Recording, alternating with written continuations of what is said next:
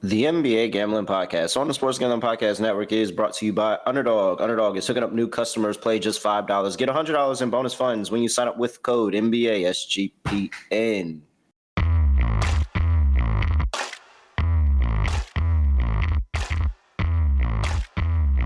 Yes, sir. We're back with another edition of the NBA Gambling Podcast on the Sports Gambling Podcast Network. Don't mean you know the voice of the guy. It's me, Really Raw, Villain Raw, Terrell Furman Jr. here at your service.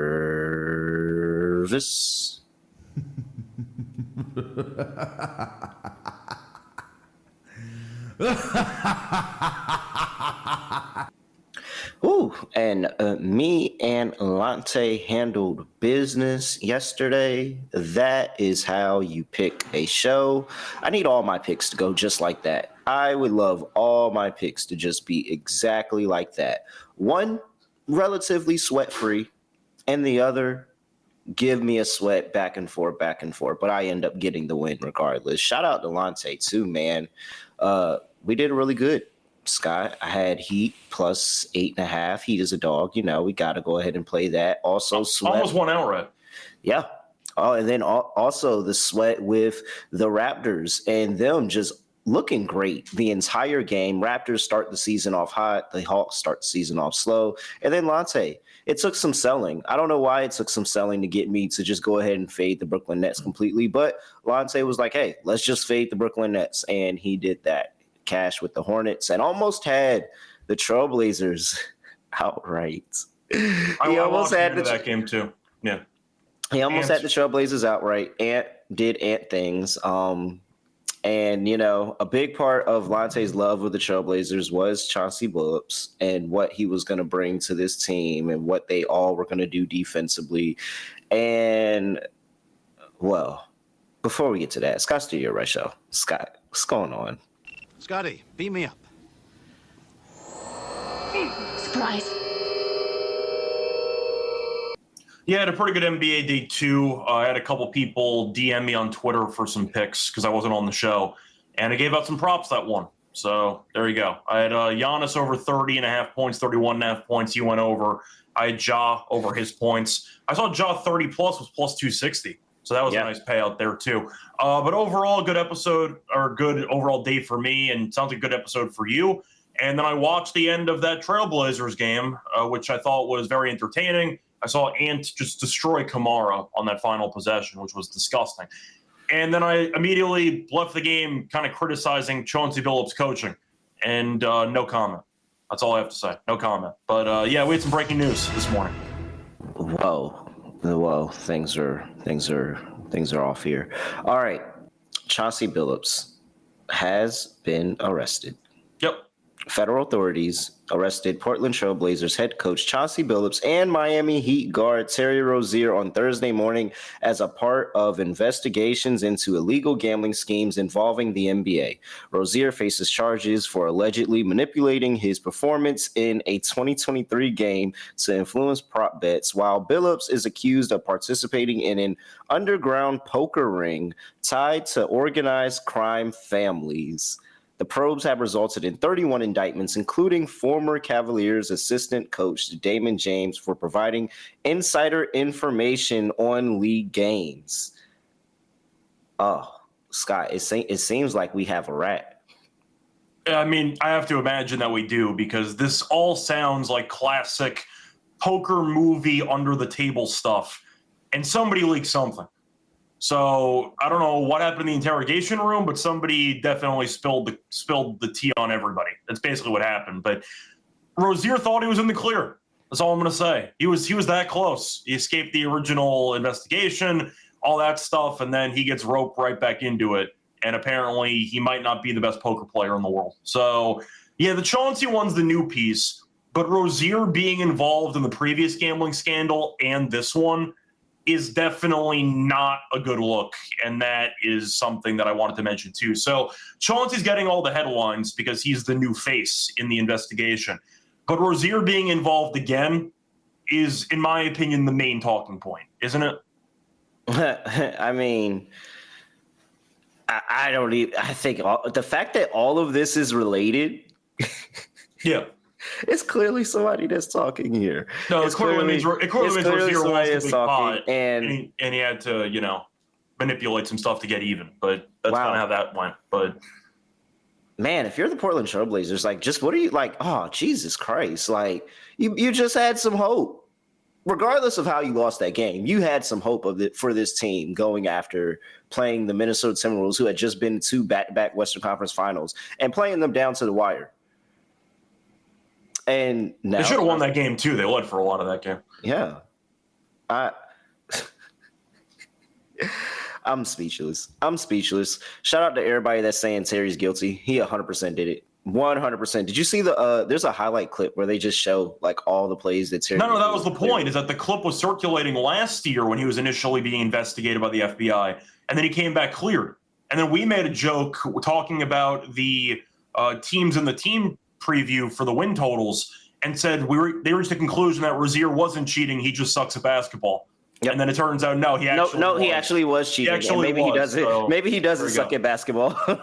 Yeah. So either way, we're going to see what happens. I do think that Portland, I have to imagine, based on the investigation and everything, worst cases, they can void the majority of that contract for cause. So I don't think it's that big of a deal, besides the fact that Chauncey built up some chemistry with the roster last year, and they played pretty well. But from an actual extension, which he got, perspective, I imagine they can probably void most of that for cause, if I had to guess. So that's not that big of a deal financially, but either way, definitely not what I expected to see happen this morning.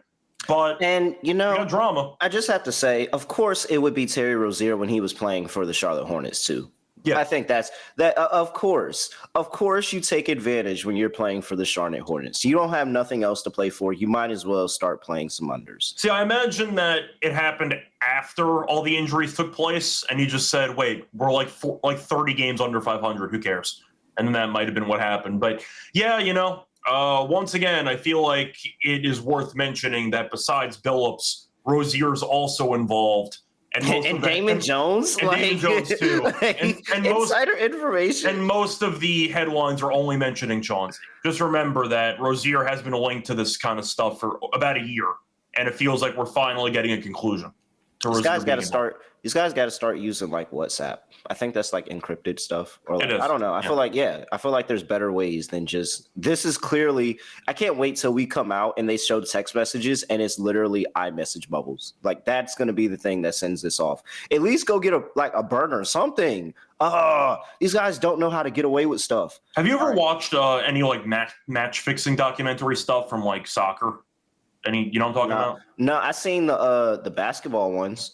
Yeah, so there was 130 for 30 involving an Arizona State player. That one, which I thought was pretty good. And then there was a couple of ones that happened in soccer, and they brought in one of the people that was like organizing it, a player, and they were using like emojis to like translate certain requests from other people. Do you think they even went that far, or do you think that just straight up telling each other? Straight up telling it. It might be a voice message. We might see some voice messages come out. I got to imagine somebody's leaking the group chat, so this might get extremely, I'd say, obvious based on the amount of evidence they might find. So just keep that in mind. JR saying use Signal, not WhatsApp. There you go. Get the burner phone. I mean, just anything else. At least do it. You could use Text Me, the little little app. Show me that you're at least trying. Create a fake email and just start sending emails to people. Like, come on, you got to do something. If this is an iMessage bubble from their phone, I'm gonna be so disappointed. I just want to know what the name of the group chat was. That's all I want to know. All right. Don't really want to get into too much about yesterday, but just Clippers. We'll just leave Clippers. Embiid looked potentially washed, but nobody cares because Edgecombe is an absolute machine and Maxey at 40 points. So, look, the Sixers are going to be fun. I'm not sure how good they're going to be because if Embiid's that bad and he's getting paid that much money, they're screwed. But they're entertaining, and that's something. And you got McCain, who's going to come back probably in a couple weeks. So, Philly, nice. And besides that, Wemby might break the entire league. Yep. That's kind of all I have to say about the game. Shout out to his vets. Yep. All right. NBA tip-off. You already know. Subscribe to us. NBA Gambling Podcast, wherever you get your podcasts. All right. Let's get into Well, before we do that, let's just go ahead and talk about mybookie.ag. Scott, you place to bet every single sport, everything, anything, anywhere, anytime. That's the motto over there at MyBookie. And get down on the NBA, get down on NFL, college football, all of that. Head over to mybookie.ag, promo code SGPN for 100% bet back bonus up to $500. Russell brought to you by Novig, America's #1 sports prediction market. And Novig, you know you're getting the best prices on the market. Hey, 35 plus states you can use Novig. So go get in on the action. Get $50 when you spend just $5 when you use the promo code SGPN over there at Novig. Yeah, man. Spurs. Shout out to the Spurs, man. That was a nice little plus money cash yesterday too. The Heat would have sent me home. If the Heat had did that outright, it would have sent me home. By the way, shout out to you who mentioned in the MVP episode, keep an eye out for Wemby at 12-1. Oh yeah, 40 points already, and it was on AD too. Like it's not against like pure. the Nets. It's against like a really good defender. He killed everybody in that game. The Mavs going to be a playoff team. Just I don't know if they're going to be. I like them as a play-in team. You don't think all the way playoffs? I think they'll be a playoff. There's a lot of injury questions. We don't know when Kyrie's coming back, so I said play-in at this point. But they might be a play-in eventual playoff team. We'll see, but not after game one. By the way, shout out to Cooper Flagg, who started at point guard and recorded 0 assists. Yes, I was going to actually mention that. So Jason Kidd saw something that wasn't there. Yeah. Try D'Lo next time. That's all I'll say. 0 assists. Go play freaking Nembhard, the little Nembhard. Go play him. Come on. I like the other Nembhard too. Yeah, that's what I'm saying. He's give him the burn with these guys. They'll probably elevate his play. 0 assists and starting point guard. Come on now. Okay, here we are. OKC Thunder are on the road going to play the Indiana Pacers in an early rematch of the NBA Finals last year. This is how much they cared about those finals, Scott. They gave us the rematch in the first game of the season for the Pacers. The matchup looked a lot better about 5 months ago. Yep. You've got OKC laying 7.5, 231.5 is the total. Let's pull up the injury report here, and you should already know, of course, no Tyrese Halliburton. I don't know why they have his name still listed here, but they do. Quentin Jackson is out. TJ McConnell's out. Lou Dort is a questionable. Cason Wallace is a questionable. There's going to be no Alex Caruso, no Isaiah Joe, no J Will. I'm sorry, not J Will, no J Dub, Jalen Williams. And then no Kenrich Williams as well. And Topic is still out. All right. It mostly comes down to the atmosphere and if you actually trust the get-up spot for Indiana, right? Yeah, pretty much. Because OKC, despite all the injuries, Caruso, we know defensively was solid, but at the end of the day, I guess Şengün broke him because he's not playing game 2. So I guess guarding Şengün for the entire double overtime stretch eventually just caused him to have to miss a game or 2. But the point is, you still have Shea. You still have a lot of talent with Chet, who was very good in game 1, by the way. Still have Hartenstein, who was awful in game 1. He couldn't make a floater at all. You're looking at a couple of supporting cast guys who are missing, but of course, Indiana's still missing Halliburton. I'm not a Miles Turner guy, but he's not on the team either. There are a lot of question marks about how much production this team could actually replace. McConnell's not playing either. So both teams are a bit shorthanded, but does the line look short to you? At 7.5? Thunder were laying 7 at home against Houston. Yeah, they were. Without Jada, but now they're laying 7.5 on the road against Indiana with no Halliburton, no McConnell. I think this line does feel kind of short. And okay, so you got Lil Ernie is in concussion protocol. I guess you could kind of bite me on the scoring for OKC, and maybe the scoring goes down because you don't have Jada out there. But I think Chet is going to go out there and have his way. I really think they're going to put points up on this Indiana defense. And I think the only way that Indiana's in this game is if you have the big Siakam game, the big Mathurin game. Remember, we got one of those in those finals. He's going to have the opportunity to get the big Mathurin game. It's a bunch of points. And next thing you know, it's very similar to the Rockets game where they just kind of hang around with them. And it's some 125 to 121 type of final. Then okay, I could see that. But I think it's probably more likely that at some point this offense kind of fizzles out for the Indiana Pacers here. I just don't believe in the defense at all. I don't think that they're going to be able to get any type of stop. I'm going to say, though, OKC won the game. Sorry to interrupt, but they at least played a game already. We've seen something. Yeah. Do you think Dagnall's happy with how they played in game one? No. I don't either. Not at all.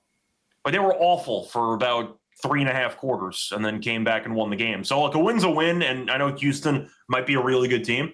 There are a lot of adjustments you can make after watching that game one, and Indiana can't make any adjustments because they haven't played yet. So I wonder if the Thunder just mentally had the ring night, won a war, and now maybe against the worst team in Houston, they say, you know what, we have to look like how we normally look. And I wonder if Dagnall kind of got on his guys after that or not. We'll see. But I think OKC, based on talent, should cover. Then again, we do know that Indiana's home crowd is one of the best in the entire league. The Thunder are a lot worse on the road than at home. They're still a juggernaut, but at home they're incredible. So if you're backing Indiana, I think it's early. I think you want Indiana maybe first quarter, just from an energy perspective. They potentially jump this team and then go from there. I wouldn't want Indiana full game because there could be that one OKC quarter where if they just settle in defensively, they start pressuring and Indiana doesn't have enough firepower offensively.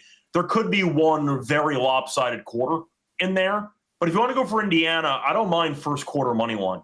Ride the crowd momentum. Indiana maybe does some things offensively, and then OKC makes some adjustments in the second half. But I do think Indiana early could be intriguing. But over 48 minutes, I just think OKC is too strong from a depth perspective. Yeah. Do you want to argue Pacers first quarter? Or are you? No. I agree. I wouldn't be surprised if the Pacers I'm going to take OKC here because there's just a juggernaut ATS, man. And they're coming off of ATS loss. So I'm going to take OKC here. But if this doesn't hit, I wouldn't be surprised that the Pacers just had some crazy get-up game. And we're talking about Ben Mathurin and Pascal Siakam tomorrow. So I just think it's going to be points regardless. So give me the over on the total. All the points. It's at 231.5 now, 232.5 now. I think all the points are going to be available because I don't think this Pacers team is just going to go lying down. I don't think it's going to be easy. I think they're going to put up points in their own right. I think they're going to be very aggressive with Pascal Siakam, who looked good in preseason, and so it looks like he's in shape, ready to go. I think he's going to be very aggressive, attacking Chet and Isaiah Hartenstein and making them guard him in the post. And then I think that it'll be the Ben Mathurin show, and Ben Mathurin just a head full of steam, driving towards the rim, getting to the basket. So, yeah, I think there's going to be points on both sides. I like the over too. I see Justin in the comment section mentioning Pacers team total over because of the potential title. Yeah, double overtime too. Yeah, very good. Very good. I don't mind that. I mean, once again, I feel like if you're taking Indiana, I know it's going to sound contradictory to what Justin's pointing out because the longer the game goes, the more tired OKC should be. But I think it's mainly a crowd thing for me. I think Indiana, if they have any chance to win this game, have to jump OKC early or at least not fall behind early. I don't mind Pacers first quarter if you want to go for an angle like that with the crazy atmosphere we should be getting. But over a full 48, I'll go Thunder. But I like the over because the Pacers, I think with the lack of potential offensive talent they have with the injuries, they're going to want to play fast anyway. OKC wants to play fast too. It's a pace thing. I'll go with the over in the game. All right. Yep. Same thing. Bunch of pace. All right. Play props. Give me Pascal Siakam. Okay. He looked good in preseason.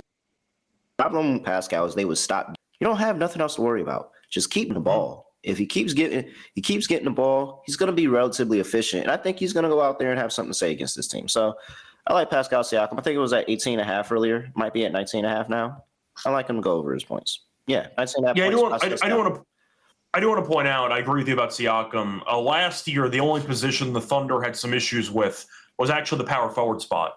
And we saw in game one, Şengün had almost a 40-piece. So it seems like the power forward position can be an area of weakness. I'll put quotes around weakness because they're good at everything defensively. But the power forward spot's kind of vulnerable, and it has been for the last year. It's not as bad as centers against the Celtics, which I guess Embiid's not. Yo, that's how you know he's really broke. He killed that trend. That's how you know he's really broke. But you've been mentioning that trend for years. So, the Celtics guarding centers has been a mess for a while. OKC against power forwards wasn't great last season. And also, without Halliburton, you got to rely on your best player. So, I think Siakam's worth something there. I was contemplating Siakam block. It's at plus 130. I took it the entire finals, and I never lost. He had a block in all 7 games of the finals. It's plus 130. So I'll go for Siakam block. Okay. Plus 20. I like that. Nice call out there, Scott. What's going to be the different game plan here from OKC? Like, you're going to just headhunt Neesmith again. And why not? I mean, it was either J-Dub on Neesmith or it was SGA on Neesmith. And now you don't have J-Dub. So, I mean, SGA is just going to torch Neesmith again. Well, it's either that or Mathurin. I don't think Mathurin's the best defender either. No matter what they do, they're going to try to get off Nembhard. So I'll dare Mathurin to try to guard. And they switch everything. So, like, yeah. It's doable. SGA, over 32.5 points. Let's not overthink this. SGA is going to have a good game. He's going to have 35. He's going to have to do majority of the scoring, especially no J-Dub around this time. And, I mean, are they going to be any willing to do something different and maybe, like, double him the entire game? Maybe possibly with no J-Dub here. But then that's going to open up a world of possibilities for the rest of this offense. Yeah, I think I'm going to throw in one other prop. I'll go for the role player angle here because the Thunder are potentially missing a bunch of players. I'm going to go with Aaron Wiggins over 1.5 threes in this game at minus 122. In the finals, it was up and down. I mean, his minutes were in flux, but Caruso's out. Dort might not play. Joe's out. Case and Wallace, a game-time decision. No J-Dub. Process of elimination. I mean, Wiggins is going to play some minutes. And the fact is, I thought Wiggins played pretty well in the first game. He made 2 threes against the Rockets. He ended up playing 20 minutes. And now a bunch of the supporting cast guys are out. So based on usage and based on playing time, he played 20 minutes in the first game. Wiggins might end up playing 27 in this game if you factor in all the injuries. I'll use whoever's left kind of logic there. I'll take Wiggins over 1.5 threes at minus 122. All right. I like it. What else here? Anything else here interesting? I could sell myself on a Nembhard assist angle. He's a I point mean, guard. they don't have any. They literally don't have anybody else that can handle the ball. Yeah. Yeah, he's literally the only person that can handle the ball. So, yeah, all right, I could sell myself on Nembhard having 8 assists.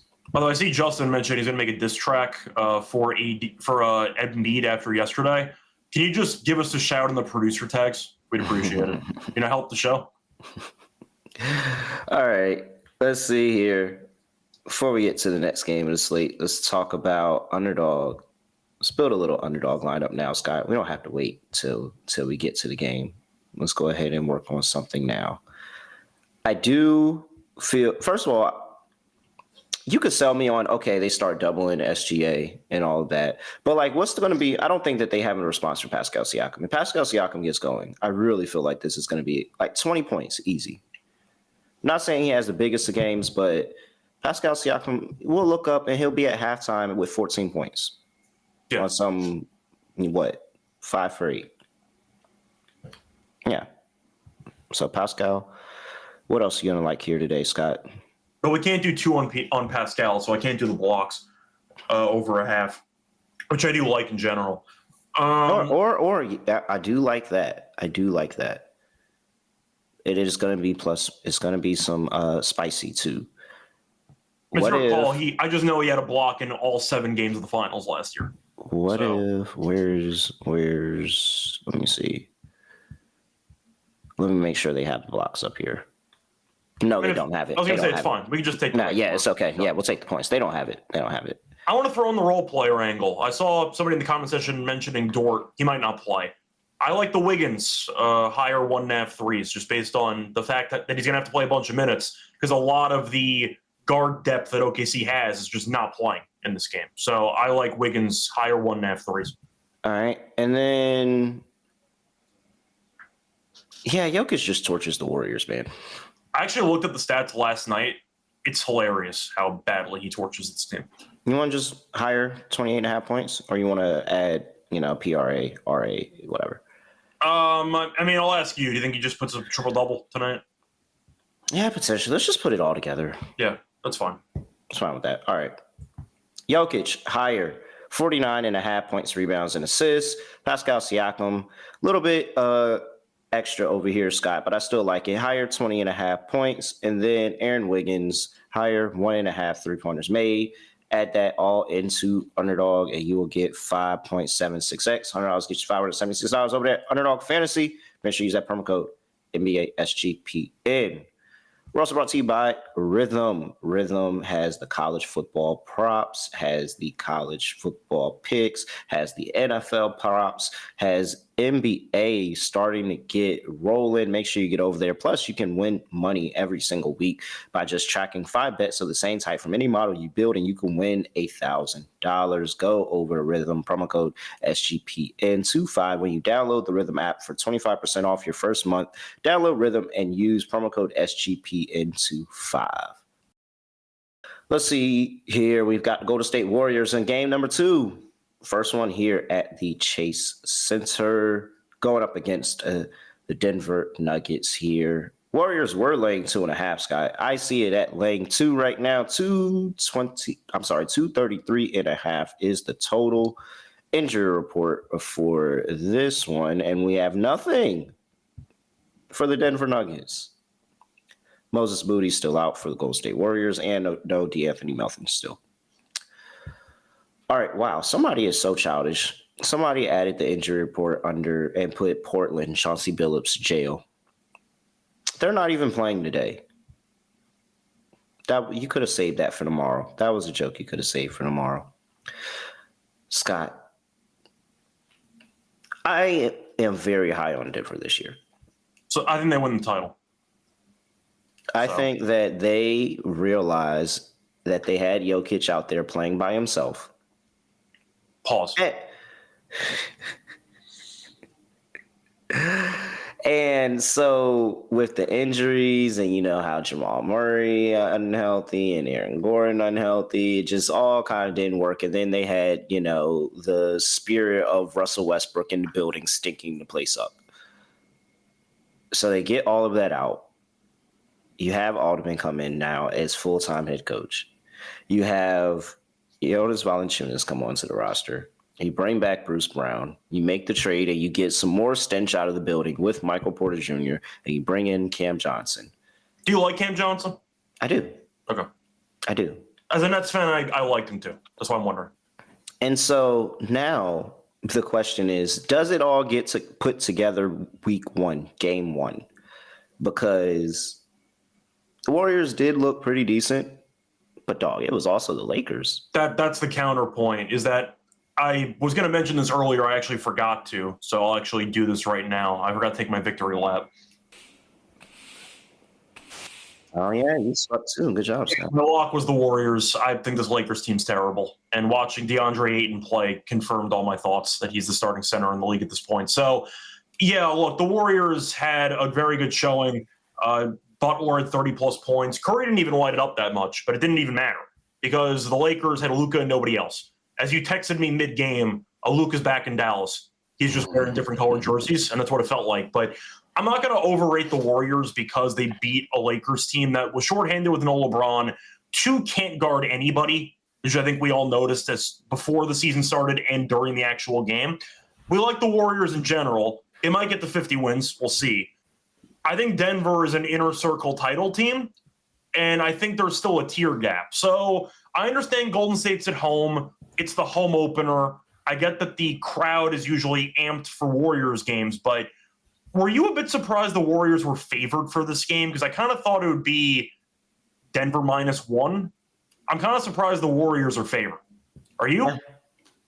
Yeah, I thought it'd be a lot closer. I'm not going to lie.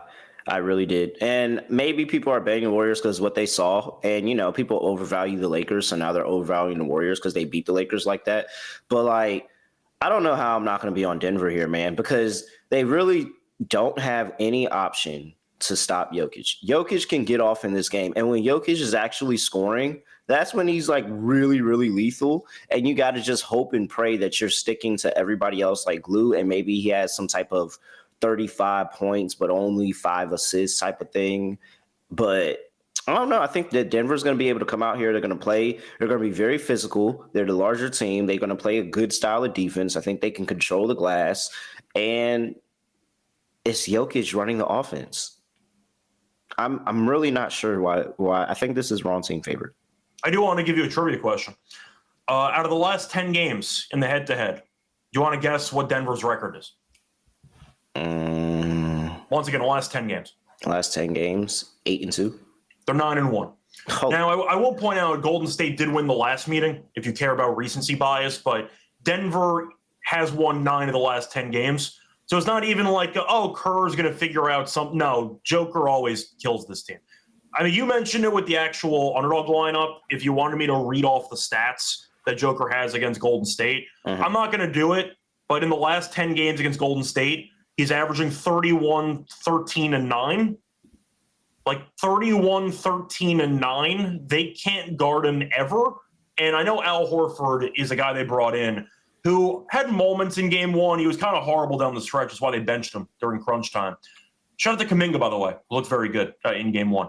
But I do think Joker's just the best player in the league, so I think he's going to dominate. So I like the Nuggets in this game. That's kind of where I'm at. Nuggets early on in the month of October as a dog, 6-4 in their last 10 games, 7-3 ATS. They are very, very good overall, at least at winning the game. 13-7 their last 20 games starts in October to start the season. So there's history to this team starting off fast. I really do think it's Denver. I really do. I think it's going to be a good game. I think Denver's going to have too many options. It's going to be too many problems. And I think everyone's healthy actually for the Nuggets, which is nice. Yeah. This is a very good test to see. One, I will very, very much upgrade the Warriors where they are if they look really good in this game. I think that's kind of the point. I don't want to sound biased, but if Denver wins this game, I know it's only game one of the season for them. That's a good win. Like you can say you went into Golden State, you're not going to, say they're guaranteed to win the title off one win in October, but still a good showing. If Golden State does beat Denver, I know it's early in the season and all again, but I might upgrade Golden State as well. I think the game matters more power ranking wise for the Warriors than the Nuggets, but I do think Denver's the better team. So I got Denver in this game. All right. I like the over. I'm selling defense here. I just think this Denver offense is going to be too good. And I think that the Warriors I don't think they're going to go lying down. I'm actually curious to see what Denver looks like on the defensive side of the ball, to be honest.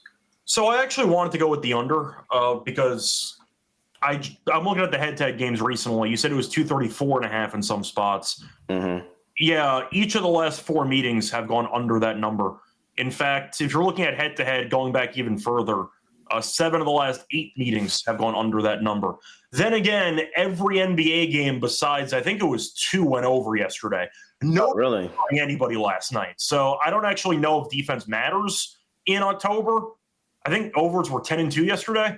So if you want to back that trend, go with the over. But I think I'll go under. I think it's a pace thing for me. I just think both teams are going to play relatively slow. So I'll go. I'm not going to bet it, but I'll go with the under there. All right. Player props. We like Jokic. Are you betting Johnson in his debut? I think 2.5 threes was the number for him. Interesting. Just a thought. I didn't consider that aspect. I think I was going to also, but it would be, yeah. Huh? I mean, somebody's got to shoot him. I was thinking Aaron Gordon, too. Yeah. Especially if he's healthy. I feel like he's got a little sore taste about how he finished the year last year. He got hurt. It is what it is. Yeah. 15 points. I think Aaron Gordon get 15. But what I did see, and I hope he continues to do it, Jimmy was very aggressive against the Warriors. I mean, not against the Warriors, against the Lakers. Mm-hmm. They kept fouling him, so why not? But, yeah. I would go to the hoop. You got Jokic as a rim protector. I'd go to the rim. Give me Jimmy over 18.5 points. I like what I saw. So did I. What else here? What's the plan for Steph here? I think it would just be points, wouldn't it be? Pretty good against the Lakers. He didn't need to be hit the dagger 3 at the end, which he really needed because he had a couple of brutal, I'd say, dagger hunting possessions down the stretch, which were just abysmal shots. And then he hit the one from the parking lot. So you can argue, Curry might just ramp it up here. I'm still not sure if Denver can actually guard him, which is a separate point. I'm looking at the numbers here. He's at 24.5. He had 36 in the last game against Denver. He had gone under in the 2 previous meetings, but Denver against the point guard position was average last season. Do I think Murray's going to have fun chasing him around screens the entire time? No. I don't. I think it's probably Curry points if you wanted to go for Curry, but yeah, that would be how I would play it. But I don't know if you actually want to bet it or not. It's a separate point. I don't know if I'm there yet. Any thoughts on Kuminga? I like the so I'm really kicking myself I didn't play the rebounds last game because I thought about it. I'm like, man, if Kuminga's in that starting lineup, he's athletic enough. He's gonna be right there for almost every rebound. He looked fantastic in that second half. The third quarter especially, he looked great in that game. And it's just, bro, when they use him, I feel like he's very effective. He fills up a stat sheet. I've never understood. Like, I get, okay, he can be a jackass at times, but like everybody is. It's the NBA. It's a defensive thing, but also we know that some coaches have short fuses with certain players. And do you think Kerr was happy or sad Kuminga played that well and he couldn't bench him over the course of the game? Like, Kuminga was in the closing lineup. He was great. Yeah, I would play like a points and rebounds. He was even getting assists though. I feel like he had like 6 assists or something like that. He did have 6 assists. Yeah, I was like, what the fuck is that? I don't know how much I can buy into that. I mean, give me the points and rebounds. I would play like the points and rebounds or something like that. Like maybe if the points come down a little bit, like he's always they're gonna need him to be around there. You're playing up against Jokic, Aaron Gordon, and Cam Johnson. Like they're gonna need him to go down there and be active and try to grab some boards. So I could see Kuminga having another good day here. Yeah, I'll throw in one more. Give me Buddy Hield over 2.5 threes at minus 105. He had 5 in the first game against the Lakers. Nuggets last season were not good against shooting guards. They actually allowed, I believe it was the 4th most threes in the entire league to shooting guards. But it's also a volume thing. I mean, if you were watching the game and looking at those heat check threes that Hield ended up taking, bro, like nobody's past half court and it's a 1-on-5 and he's just swishing 3-pointers, he's going to keep shooting. It's a volume thing for me. I do think Hield has to play some minutes here because he can help space the floor. He was great against the Lakers, and we know that he's a very, I say, confidence-driven player, where when Hield is actually in rhythm and he's playing well, we saw in the postseason, like he's going to keep shooting. So it's a volume thing for me. If you think Hield ends up attempting even like 8+ 3-pointers in this game, which is reasonable, you need 3 at minus 105. And we know Hield's a very good 3-point shooter. I'll take Buddy Hield over 2.5 threes. All right. Lock and dog. Let's get up out of here. Lock. Man, give me Denver plus 2.5. I feel like I'm walking into a trap. Can I ask which book you see 2.5 on? I see 2.5 here on Fanatics. Okay. I actually see the line did also move on ESPN. Bet a second and it just moved back to 2.5, but basically everywhere else too. So it's legit 2.5. Yeah. I'll go Denver plus 2.5. Man, yeah, I really like this Denver team. Hope I don't fall on my face with that. Dog, how do we want to play? Or should I make Denver my dog and took another lock? Oh, no. What? Just going to go Jokic. Give me an alt Jokic, bro. Let's see here. For reference, by the way, not trying to sway you entirely, triple-double is plus 160. It is? Interesting. So it does qualify if you want to. Now, is it the triple-double or is it Jokic just destroying the Lakers at the rim? I mean, the putbacks are going to be there. How can I bet this? I could. Jokic is so hard. You can't alt Jokic. That's impossible. No, because they know how good he is, and all his props are jacked extremely high. So you don't really have a choice. That's why I mentioned triple double, because it's 160. Yeah. All right, Scott. I'll go with it. That's triple double at 160, or just go 55 plus PRA at 165. That's your call. I think Jokic could score. Give me the 55 plus PRA. All right. I think Jokic could put a bunch of points up today. And by the way, Luka still pissed me off with that one assist. One assist, and it was multiple. He had all the opportunities to have had it, and people missed the shot over the course of the game. But yeah, I'll take the 55 plus PRA. He fills up the stat sheet. Plus 165. All right, over to you. All right, so for my bets, I'm going to go a bit more degen for the plays today. For my lock, give me the Wiggins over 1.5 threes. I'm going to go with the role player angle here. You're looking at the injury report for OKC off a double overtime game, and it's the second game of the season.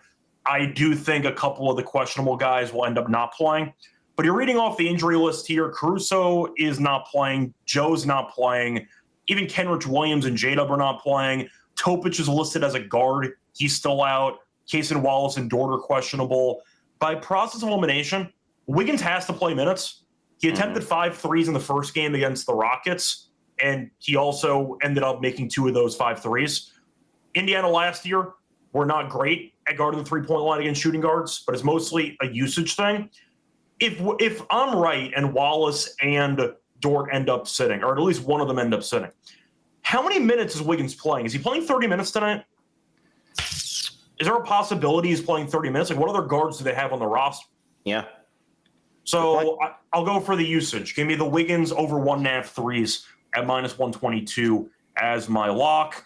For my dog, I wanted Siakam over half a block at +130, but 130 is not high enough. We agreed on 140, so you're not going to let me do that.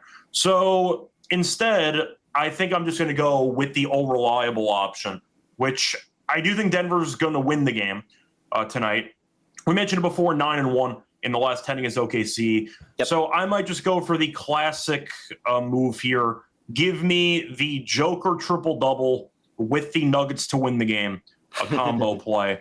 Why not? Once again, I like Siakam. I like Siakam with the blocks and all, but at the end of the day, it didn't reach the criteria. So I wanted to try to see if I could actually find the price. They used to have pre-made bets there, but unfortunately, I don't see it anymore. So I might have to build this myself.